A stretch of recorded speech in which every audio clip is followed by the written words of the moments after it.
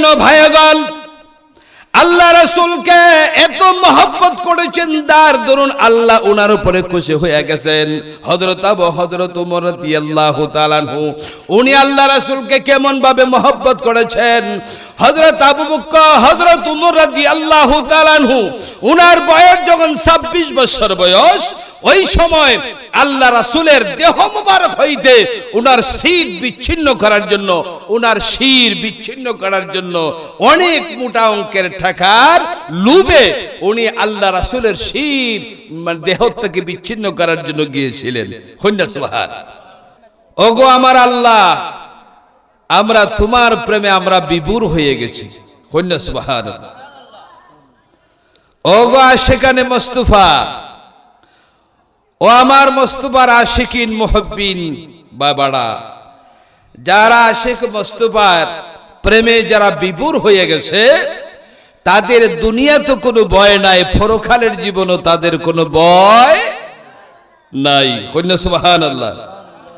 রাসূলের আশিক যারা, তাদের কোনো ভয় আছে? তাদের কোনো ভয় আছে? তাদের কোনো ভয় নাই।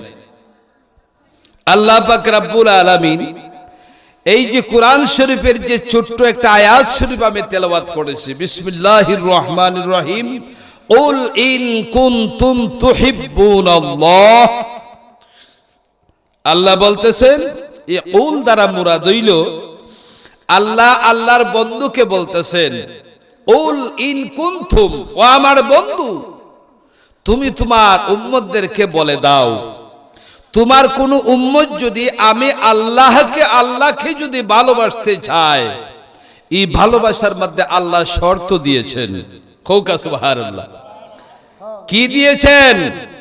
আল্লাহ শর্ত দিয়েছেন, তোমার কোন উম্মত যদি আমি আল্লাহকে যদি ভালোবাসতে চাই, এই ভালোবাসার মধ্যে আল্লাহ শর্ত দিয়েছেন। শর্তটা হলো কি? আল্লাহ বলতেছেন যে আগে আমার বন্ধুকে ভালোবাসতে হবে, বন্ধুর ভালোবাসার পরে হইল আমি আল্লাহর ভালোবাসা। সুবহানাল্লাহ। তাহলে আল্লাহ যে ইঙ্গিত দিয়েছেন, আল্লাহর বন্ধুকে ভালোবাসলে আল্লাহ বলেন আমি আল্লাহকে ভালোবাসা হইয়া যায়। সুবহানাল্লাহ বলেন। অনেক মানুষ আছে আহলে সুন্নাত ওয়াল জামাতের মানুষরে বলে, এরা তো আশিকে রাসূল। ঠিক না ঠিক? এরা তো আশিকে রাসূল না, এরা নবীর গুণগান বেশি বেশি গায় না, নবীর গুণগান বেশি বেশি তারা প্রচার করে এবং এগুলার উপরই তারা আলোচনা করে বেশি। ঠিক না ঠিক?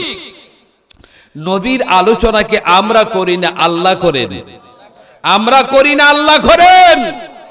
তামাম 30 পারা কোরআন শরীফ আমার দয়াল নবীজির শান মানে পরিপূর্ণ হোক। সুবহান। সাহাবায়ে কেরামরা আল্লাহ রাসূলকে ভালোবাসছে কি বাড়ছে না? ভালোবাসছে কি বাড়ছে না? যে নবীকে ভালোবাসলে জীবনের সমস্ত গুনাহ মাফ হয়ে যায়। কন্যা সুবহানাল্লাহ। ফাত্তাবিউনি ইউহিব্বুকুমুল্লাহ ওয়া ইয়াগফিরু লাকুম যুনুবাকুম ওয়াল্লাহু গফুরুর রহিম। তোমার জীবনের যত গুনাহ আছে, সমস্ত গুনাহ নবীজির ভালোবাসায় আল্লাহ ক্ষমা করিয়া দিবে। সুবহানাল্লাহ বলেন। হে আশিকানে মুস্তাফা, হে আমার দয়াল নবীজির মুস্তাফার আশিক, আমরা তো আশিক বলতে কোনো কিছু আমরা হইতে পারি না। আমার নবীজির আশিক ছিলেন আশারায়ে মুবাশশারা। ঠিক না বেটি? আশারায়ে মুবাশশারা বলা হয় আল্লাহ যাদেরকে দুনিয়ার জমিনের মধ্যে 10 জন সাহাবায়ে কেরামকে দুনিয়াতে জান্নাতের সার্টিফিকেট দিয়েছেন। কন্যা সুবহানাল্লাহ। দয়াল নবীজি যাদেরকে জান্নাতের সার্টিফিকেট দিয়েছেন, এদের মধ্যে হযরত আবু বকর সিদ্দিক রাদিয়াল্লাহু তাআলা আনহু, কন্যা সুবহানাল্লাহ, হযরত উমর রাদিয়াল্লাহু তাআলা আনহু, হযরত উসমান রাদিয়াল্লাহু তাআলা আনহু, হযরত আলী রাদিয়াল্লাহু তাআলা আনহু, কন্যা সুবহানাল্লাহ, হযরত আবু দুজাহা রাদিয়াল্লাহু তাআলা আনহু, হযরত তালহা রাদিয়াল্লাহু তাআলা আনহু, কন্যা সুবহানাল্লাহ।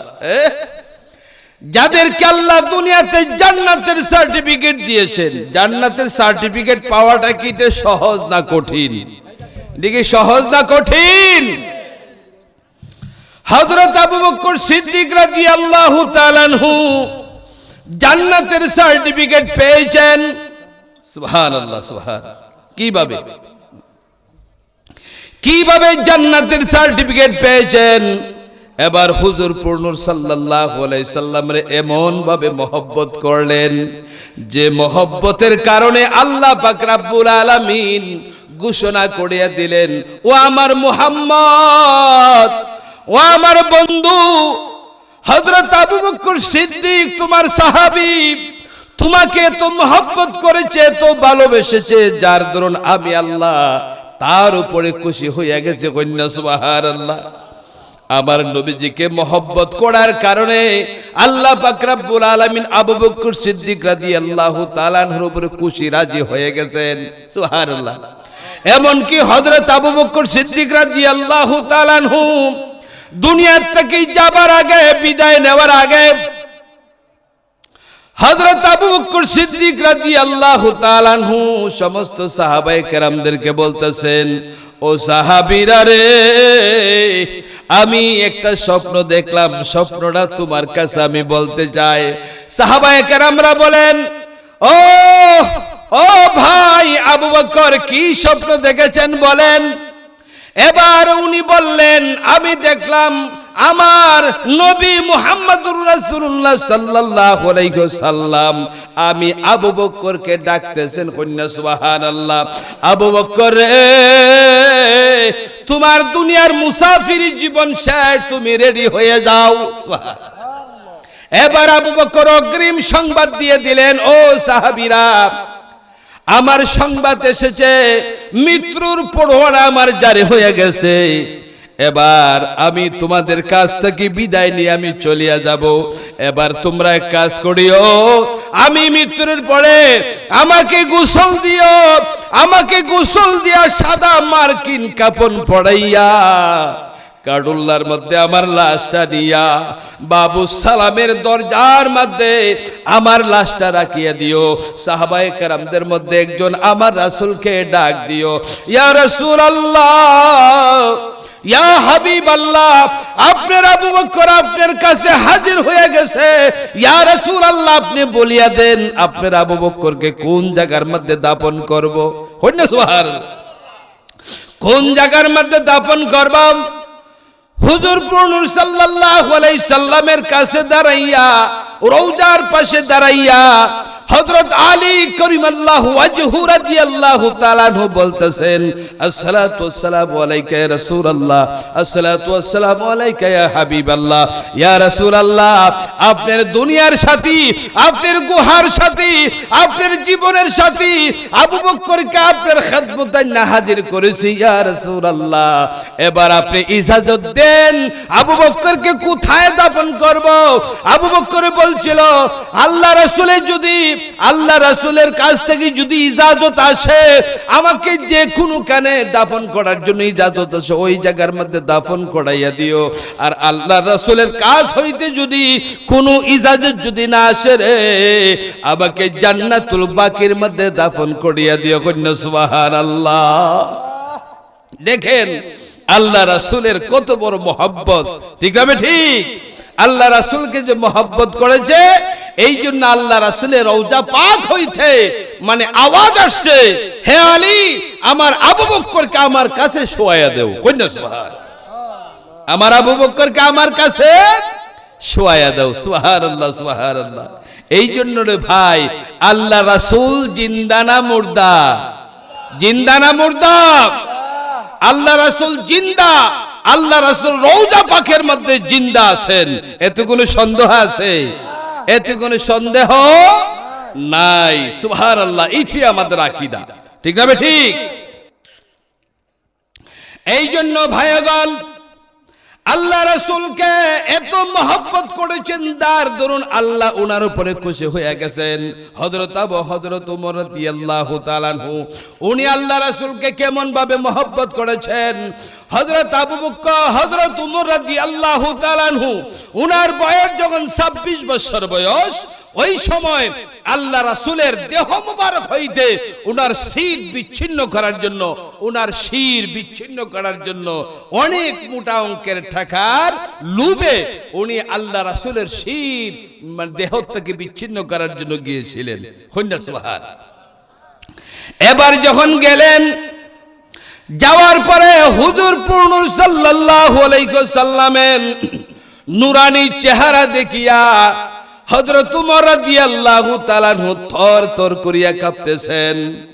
এর আগের দিন রাত্রে আল্লাহ পাক রব্বুল আলামিনের দরবারে হুজুর পূর্ণ সাল্লাল্লাহু আলাইহি সাল্লাম আল্লাহর কাছে দোয়া করেছিলেন, আল্লাহ গো, হয়তো ওমর রে ইসলামের ছায়ার তলে দেন, হয়তো উমরকে ইসলামের দিকে ঝুঁকায় দেন, অথবা আবু জেহেলকে ইসলামের দিকে ঝুঁকায় দেন। এবার আবু জেহেলের দোয়াটা কবুল হয় নাই। আল্লাহ রাসূল যে উমরের কথা বলেছেন, উমরের জন্য আল্লাহ কবুল করিয়া নিয়েছেন। কন্যা সুবহানাল্লাহ।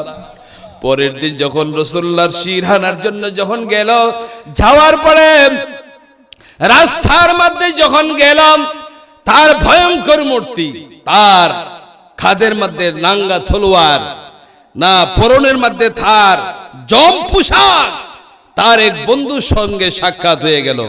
বন্ধু বলতেছে, ওমর কোথায় যাচ্ছ? এবার যাচ্ছি মুহাম্মদের শির আনার জন্য। কন্যা নাউজুবিল্লাহ। এবার তার বন্ধু বলতেছে, ভাই তুমি মুহাম্মদের শির আনার জন্য যাইতেছো, তুমি তোমার গরের খবর নি তুমি রাখছো। বলে গরের খবর কি? বলে তোমার ভগ্নিপতি এবং তোমার বোন মুহাম্মদের ধর্ম গ্রহণ করেছে। কন্যা সুবহান। তার বোন এবং বোনের দামান, যেটা আমরা গ্রাম্য ভাষায় যেটা বুঝবো না, তারা দুজন ইসলামের দীক্ষায় দীক্ষিত হয়েছে। তোমার ঘরের বিচার আগে করো। এবার রাস্তার মধ্যে ছিল বোনের বাড়ি, এমনিতে বোনের বাড়ি গেলেন। বোন যখন খবর পাইলেন ভাই আসতেছে, তার পরনে জম পোশাক, হাতে নাঙ্গা তলোয়ার, ভয় পাইয়া দরজা জানালা বন্ধ করিয়া দিল। কন্যা সুবহান। দরজা জানালা যখন বন্ধ, হযরত ওমর রাদিয়াল্লাহু তাআলা আনহুর বোন এবং বোনের দামান্ডে একজন সাহাবী কোরআন শরীফ শিক্ষা দিতেছিল। কন্যা সুবহানাল্লাহ। এবার যখন উমরের খবর পাইল, মানে যে উস্তাদে শিক্ষা দিতেছিল, এই উস্তাদ ঢোড়াই একবার খাটের নিচে ঢুকলো। কন্যা সুবহানাল্লাহ। আর তারা স্বামী স্ত্রী দরজা খুলে নাই, দরজা বন্ধ করে বসিয়া রইল। এবার ওমর রাদিয়াল্লাহু তাআলা আনহু এমন একটা খরাঘাত করলেন দরজার মধ্যে, যেমন বৈশাখ মাসের টাটা পরে দেখছেন না, এরকম ঠাডার মতন একটা গর্জন দিলেন। কন্যা সুবহান। এবার দরজা চুরমার হয়ে গেল। এবার বোনকে বলতেছেন, বোন তুই নাকি মুহাম্মদের ধর্ম গ্রহণ করেছিস? বলে হ্যাঁ, আমি মুহাম্মদের ধর্ম গ্রহণ করেছি। এই কথা বলার পর ওমর রাদিয়াল্লাহু তাআলা আনহু আর লেট করে নাই, বইনের উপরে তরবারি দিয়ে এমন ভাবে প্রহার করতে শুরু করিয়া দিলেন, সমস্ত শরীর রক্তে লাল লাল হইয়া গেল। সুবহানাল্লাহ। এবার রক্ত যখন গড়াইয়া যখন এই চৌখাটের নিচিটা যখন গড়াইয়া যাইতেছে, ও রক্তের মধ্যে যখন উমরের চক্ষু যখন পড়লো, এবার রক্তের মধ্যে কিন্তু একটা মানুষের একটা আকর্ষণ আছে, ঠিক না? রক্তের আকর্ষণ আছে না, আপনজনের আকর্ষণ। এবার রক্তের মধ্যে যখন চাইছেন, দেখেন হাই রে হায়, এইরকম ভাবে রক্ত মানে ঝর্ণার মতন বের হইয়া যাইতেছে। তারপরও মুহাম্মদের ধর্ম কেমন ধর্ম, আমার ভইনে তো আত্মসমর্পণ করে না। এবার তার মনের মধ্যে একটা পরিবর্তন আসলাম। এবার বোনকে এইভাবে হাত দুনিয়া উঠাইল। এবার বলতেছে, বোন তোমাকে আমি এত প্রহার করলাম, রক্ত জড়াইয়া দিলাম, রক্ত গড়াইয়া যাইতেছে গো। এবার বলো এই মুহাম্মদের ধর্ম গ্রহণ করেছি, সেবার এত পাহাড়ের পরও মুহাম্মদের ধর্ম ছাড়তে রাজি না। এবার বোন মুহাম্মদ কোথায় আছে গো? এই মুহাম্মদের খেদমতে আমাকে নিয়ে যাও। এবার বোন এইভাবেই তার শরীরের মধ্যে প্রহার করলো। এবার উঠিয়া দাঁড়াইলেন, আর তার শরীরের মধ্যে কোনো আঘাত নাই। এগুলা সহ্য করিয়া বাইকে নিয়া আল্লাহ রাসূলের কাছে গেলেন। সুবহানাল্লাহ বলেন। আল্লাহ রাসূলের কাছে যখন গেলেন তখন আল্লাহ রাসূল কিছু সাহাবায়ে কেরাম নিয়া তারা পরামর্শ করতেছিলেন। এই সাহাবীরা উমরকে দেখিয়া তারা ফলাইতে শুরু করলো। কন্যা সুবহানাল্লাহ। এবার সাহাবীরা বলি, ইয়া রাসূলুল্লাহ, আমরা পলায়ে যাচ্ছি, এবার আপনিও পলায়ে যান। উমরের গায়ে যে জম পোশাক এবং যে নাঙ্গা তলোয়ার, হয়তো তার মতলব ভালো না, তার মতলব খুব খারাপ, চলেন আমরা পালাইয়া যাই। এবার আল্লাহ রাসূল বলতেন, ও সাহাবীরা, তোমরা যাইও না, উমর কোন উদ্দেশ্যে তার আগমন, এবার এটা তোমরা বুঝো। সুবহানাল্লাহ। এবার উমর কিছু দূর রয়ে গেলেন, অনেক দূর। হুজুর নূর সাল্লাল্লাহু আলাইহি সাল্লাম মধুর আওয়াজে বলতাছেন, উমরের নাম ধরে বলতাছেন, হে উমর ইবনে খাত্তাব, হে খাত্তাবের ছেলে উমর, কিসের জন্য আমি মুহাম্মদের কাছে তোমার আগমন? এমন মধুর সুরে বললেন। রাসূলের জবানের এত মধুর সুর শুনিয়া উমর যেমন মোমের মতন গলিয়া গেল রে।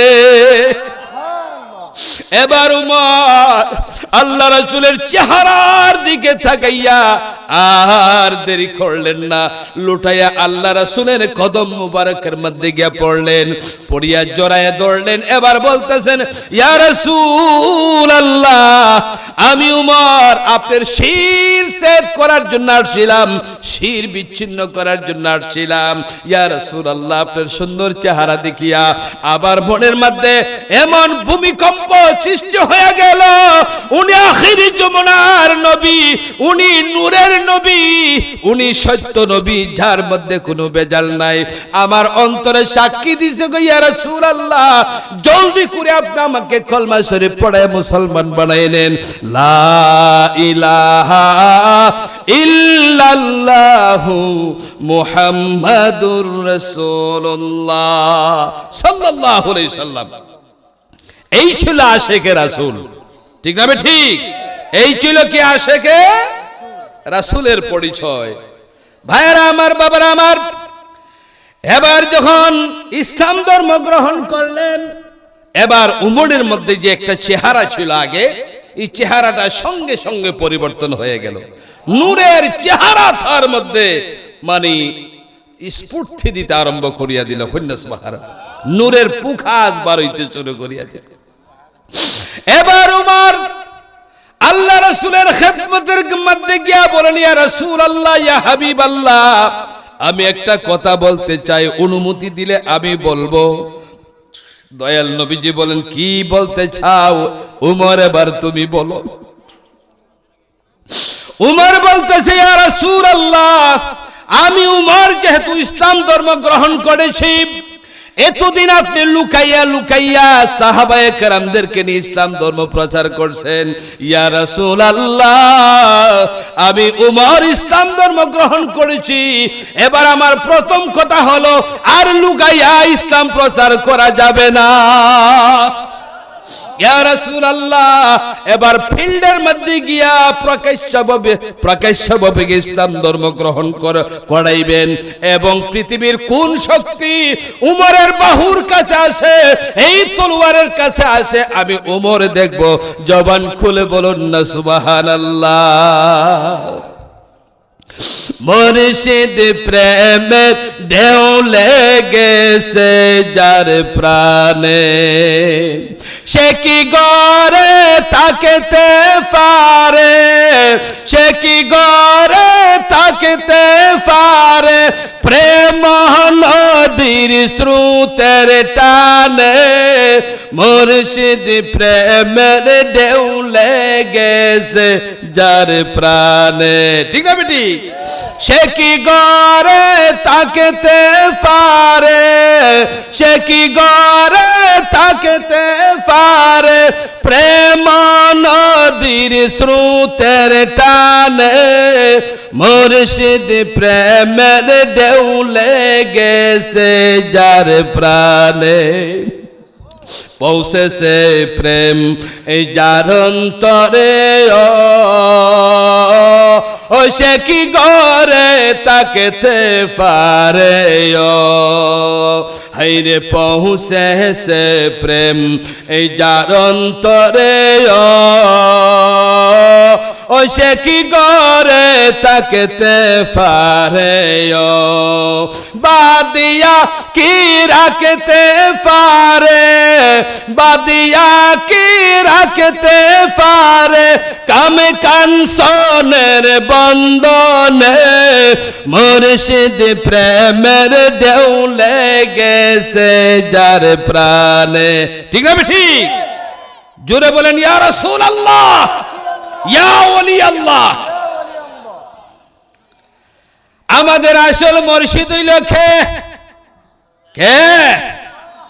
আমাদের আসল মুর্শিদ হইল আমাদের নবী মুহাম্মদুর রাসূলুল্লাহ সাল্লাল্লাহু আলাইহি ওয়াসাল্লাম। ঠিক না বেঠিক? মুর্শিদ শব্দের অর্থ হইল পথ দেখানে ওয়ালা, পথ বাতাই দেনে ওয়ালা, পথ চিনায়া দেনে ওয়ালা। কন্যা সুবহানাল্লাহ। আল্লাহকে চিনাইলো কে? রাসূল। আল্লাহকে কে চিনাইলো? রাসূল আল্লাহকে চিনাইছে। ঠিক না বেঠিক? আমরা আল্লাহ মানে কি মানি না, আল্লাহ মানে কি মানি না। সমস্ত নবীর উম্মতরা আল্লাহকে মানতো কি মানতো না? সমস্ত নবীর উম্মতরা আল্লাহকে মানতো কি মানতো না? আল্লাহকে মানতো, কিন্তু শুধু আল্লাহকে মানলেই চলবে না। ঠিক না বেঠিক? শুধু আল্লাহকে মানলেই হবে না, না। কিন্তু হুজুর নূর সাল্লাল্লাহু আলাইহি ওয়াসাল্লাম, আমরার কলেমা হচ্ছে লা ইলাহা ইল্লাল্লাহু মুহাম্মাদুর রাসূলুল্লাহ। না, কোন মানুষ যদি বলে লা ইলাহা ইল্লাল্লাহ, আল্লাহ ছাড়া আর কোনো মাবুদ নাই, সে কি মুসলমান হবে? সে কি মুসলমান হবে? না, সে কখনো মুসলমান হবে না। পৃথিবী কিয়ামত হওয়ার আগ পর্যন্ত যদি সে লা ইলাহা ইল্লাল্লাহ, লা ইলাহা ইল্লাল্লাহ বলে, সে মুসলমান হবে না যতক্ষণ পর্যন্ত মুহাম্মাদুর রাসূলুল্লাহ সাল্লাল্লাহু আলাইহি সাল্লাম না বলবে। ঠিক না বেটি? ঠিক না বেটি? হ্যাঁ। তাহলে আপনারা এই যে কেন মজলিসের মধ্যে এত মানুষ বসলেন, একজন দাঁড়ায় গেলেন যে হুজুর আমি তো আল্লাহ মানি না। বলে হায় রে হায়, তুমি আল্লাহ মানো না কেন? বলে আমি আল্লাহ মানি না, আল্লাহকে কোথাও গেলে পাওয়া যায় না, কোথাও ওনার দর্শন মিলে না, যার কোনো আকার আকৃতি কিছুই নাই, আমি ওই আল্লাহকে মানি না। এখন আপনাকে কিভাবে আল্লাহ মানাইতে হবে? ঠিক না বেঠি? আপনাকে যদি সবাই মিল্লা যদি আপনাকে প্রহার করি, তাহলে আল্লাহ মানানি সম্ভব হবে? আল্লাহ মানানি সম্ভব হবে না। আপনাকে যুক্তি দেয়া, দলিল দেয়া আপনাকে আল্লাহ মানাইতে হবে। ঠিক না বেঠি? আল্লাহ মানাইবার দলিল কি জানবেন? আল্লাহ মানাইবার দলিল কি জানবেন? জানতে রাজি। ঠিক না বেঠি? কেউ যদি আল্লাহ মানে না, আল্লাহ মানাইবার দলিল হইল মুহাম্মাদুর রাসূলুল্লাহ সাল্লাল্লাহু আলাইহি ওয়াসাল্লাম। কন্যা সুবহানাল্লাহ। আল্লাহর রাসূল ছাড়া আল্লাহ মানানি সম্ভব হবে না। কথাগুলো আমার বুঝতেছেন? আমাদের সমাজের মধ্যে ছেলে মেয়ে প্রেম প্রীতি করে না, করেনি না, করে না। না, বাইশেষ যদি মনে করেন, যদি তাদের মানে গোপন মিলনে যদি তারা যদি গর্ভপাত হয়ে যায়, তবে আমাদের সমাজে গ্রহণ করে? আমাদের সমাজে গ্রহণ করে? সমাজের মানুষে গ্রহণ করে না। ঠিক না ঠিক? কয় এইটা অবৈধ সন্তান। ঠিক না ঠিক? অবৈধ সন্তান কয় কি কয় না? কয়। কেন অবৈধ সন্তান গ্রহণ করবেন না কেন? এটা আল্লাহ দিছে না মা দুনিয়া। আমরা হই না যে আল্লাহর হুকুম ছাড়া তো গাছের ভাতাও লড়ে না, হইনি না হই না, এটা তো আল্লাহই দিছে মিয়া। তাহলে আল্লাহ দিছে, এটারে সমাজে গ্রহণ করে না কেন?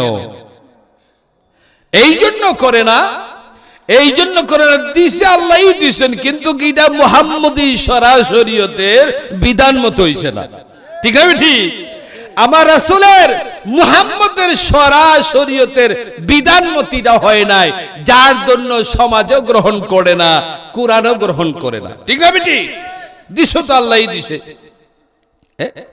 এই জন্য ভাইয়েরা বাবারা আমার, সবাই আল্লাহ মানে, সমস্ত নবীর উম্মতরা আল্লাহ মানে।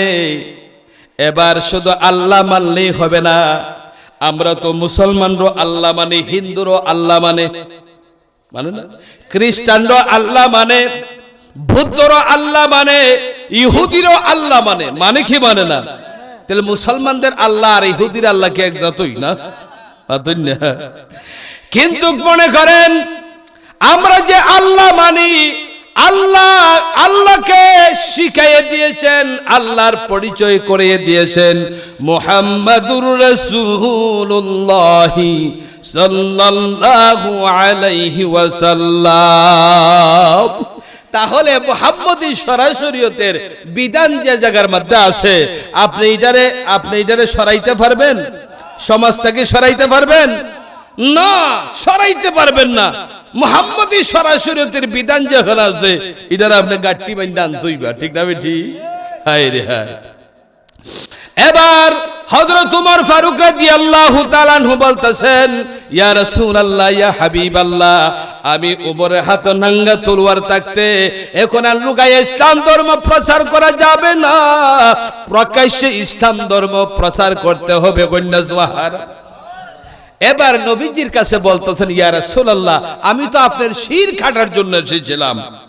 আবু জেহেল, আবু লাহাব, সাহেবা, উতবা, তারা আমাকে আপনার শির নেওয়ার জন্য পাঠাইছিল, অনেক মুঠা অঙ্কের মানে পুরস্কারের ঘোষণা দিয়া।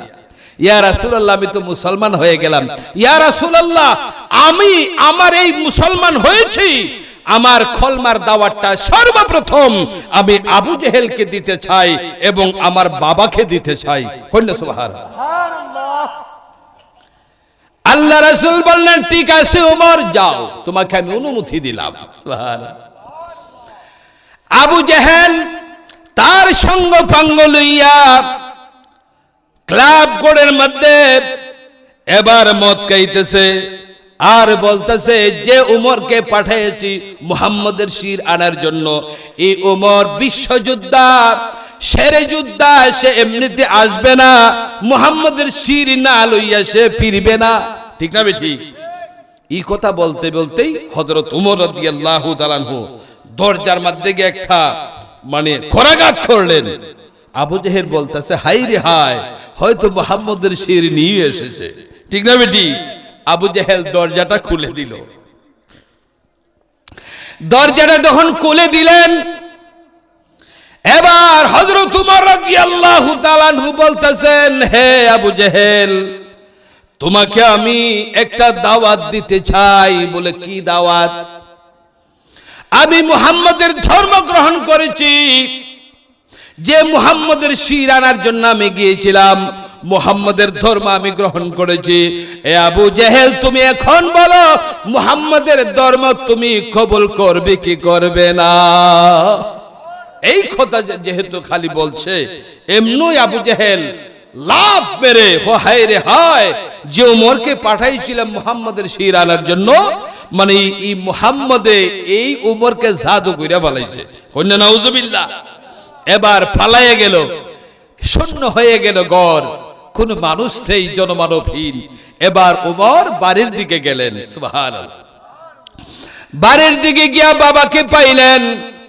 বাবাকে বলতেছেন, ও বাবা, আমি মুহাম্মদের ধর্ম আমি গ্রহণ করেছি। ও বাবা, এই কথা যখন বললেন, বাবা রাগে অগ্নিবর্ষা হইয়া পুত্রকে বলতেছে, আমার পুত, আজকে থেকে তুই আমার পুত না, তুই একটা পাগলের ধর্ম গ্রহণ করেছিস। নাউজুবিল্লাহ বলেন।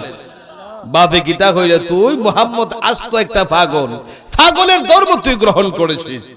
এবার উমরে কি বলতেছে দেখেন, উমরে বলতেন বাবা, ও বাবা, আপনি হইলেন আমার জন্মদাতা পিতা, ঠিক না ঠিক?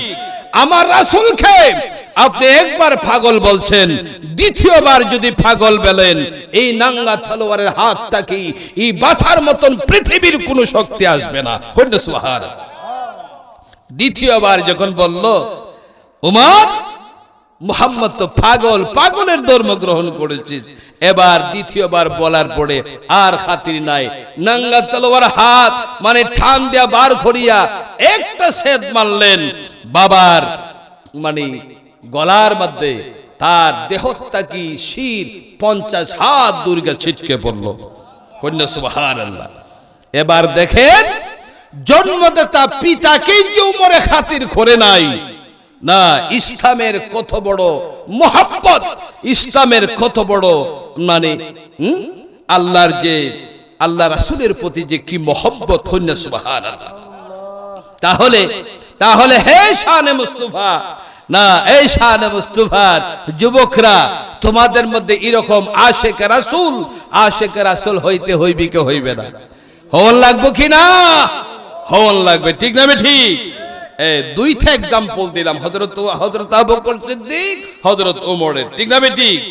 আরেকটা এক্সাম্পল দিচ্ছি, আশিক রাসূল কাকে বলে? হযরত উসমান রাদিয়াল্লাহু তাআলা আনহু। কন্যা সুবহানাল্লাহ।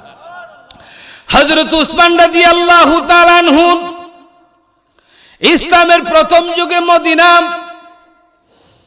যখন নাকি মুসলমানদের সংখ্যা কম, এক ইহুদির কুয়ার মধ্যে পানি খাওয়ার জন্য এক মুসলমান সাহাবী গিয়েছিল পানি খাওয়ার জন্য। কন্যা সুবহানাল্লাহ। পানি খাওয়ার জন্য যখন গেছে, তখন মানে ইহুদিরা, বিধর্মীরা আমার মুসলমান ভাইকে মানে অত্যন্ত মানে গাল মন্দ দিয়ে গালিগালাজ করে তারে কিছু মানে ইয়ে করে থারাইয়া দিল। তখন ওই মুসলমান সাহাবী হুজুর পূর্ণর সাল্লাল্লাহু আলাইহি সাল্লামের কাছে আয়া বললেন, ইয়া রাসূলুল্লাহ, আমি এমক ইহুদির কুয়ার পানি খাবার জন্য গিয়েছিলাম, আমি যেহেতু মুসলমান তাই বলে আমাকে অপমান করে দিয়েছে। কন্যা নাউজুবিল্লাহ। আমাকে অপমান করে দিয়েছে। হুজুর পূর্ণর সাল্লাল্লাহু আলাইহি সাল্লাম সমস্ত সাহাবায়ে কেরামদেরকে ডাকলেন, ডাকিয়া বলতাছেন, ও সাহাবীরা, আমার সাহাবায়ে কেরামদের মধ্যে এমন কে আছো এমক ইহুদির কুয়াটা খরিদ করে আমি রাসূলকে দান করতে পারবাই? কন্যা সুবহানাল্লাহ। কেউ দাঁড়ায় না। এবার হযরত উসমান রাদিয়াল্লাহু তাআলা আনহু দাঁড়ায় গেলেন। সুবহানাল্লাহ। কে দাঁড়াইলেন? হযরত উসমান রাদিয়াল্লাহু তাআলা আনহু দাঁড়ায় গেলেন। ইয়া রাসূলুল্লাহ, আপনি যদি আমার জন্য দোয়া করেন, ইনশাআল্লাহ যে কোনো হিকমতে ইহুদির কুয়াটা খরিদ করে আপনার খেদমতে আমি দেয়া দিব। কন্যা সুবহানাল্লাহ। এবার আল্লাহ রাসূল বলেন, তুমি যদি কোন উপায়ে যদি ইহুদির কুয়াটা যদি তুমি খরিদ করে আমাকে দিতে পারো, এবার একটা জান্নাত আমি রাসূল তোমার জন্য আমি রেকর্ড করিয়ে দিব। কন্যা সুবহানাল্লাহ। ওই না, জান্নাত যদি আল্লাহ রাসূল যদি দিতে পারেন, রেকর্ড করিয়ে যদি দিতে পারেন, তাহলে এটা কি সাধারণ কথা? এটা কি সাধারণ কথা? আল্লাহ রাসূলের ক্ষমতা আছে কি নাই? আল্লাহ রাসূলের ক্ষমতা আছে কি নাই? সুবহানাল্লাহ। খেয়াল করে দেখেন, হযরত ওমর রাদিয়াল্লাহু তাআলা ওই ইহুদির বাড়ির মধ্যে গেলেন। প্রত্যেক দিন যান গিয়া বলেন, ভাই, ও ভাই, তুমি এক কাজ করো, তোমার যে কুয়ার পানি তুমি বিক্রি করো না, তোমার কুয়াটা অর্ধেক শেয়ার আমাকে দিয়ে দাও। যত টাকার প্রয়োজন আমি তোমাকে টাকা দিয়ে দিব, অর্ধেক শেয়ার আমাকে দিয়ে দাও। একদিন, 2 দিন, 3 দিন, 1 মাস, 2 মাস, 3 মাস যাইতেছেন, হে কোনো ফাত্তই দেয় না। স্বামী স্ত্রী যুক্তি করলো, অর্ধেক শেয়ার যদি দেই, যত টাকা চাই অতটুকুই দিব, ঠিক না ঠিক? তাইলে উসমানের অর্ধেক রইল, আমরারও অর্ধেক রইল, ঠিক না ঠিক? তাইলে তো আমার শেয়ার থাকতাছই, আমার তার কোনো অসুবিধা নাই। ঠিক আছে উসমান, আমাকে এত টাকা দিতে হবে, এটা শেয়ার নিতে হলে। উসমান রাদিয়াল্লাহু তাআলা বললেন, ঠিক আছে ভাই, আমি আসতেছি। টাকার বস্তা নিয়ে গেলেন তার বাড়ি। কন্যা সুবহান। অর্ধেক শেয়ারের টাকা দিয়ে দিলেন, সুবহানাল্লাহ বলবেন না? অর্ধেক শেয়ারের টাকা দিয়ে দিলেন। এবার দুজনের মধ্যে চুক্তি হলো, লিখিত হলো,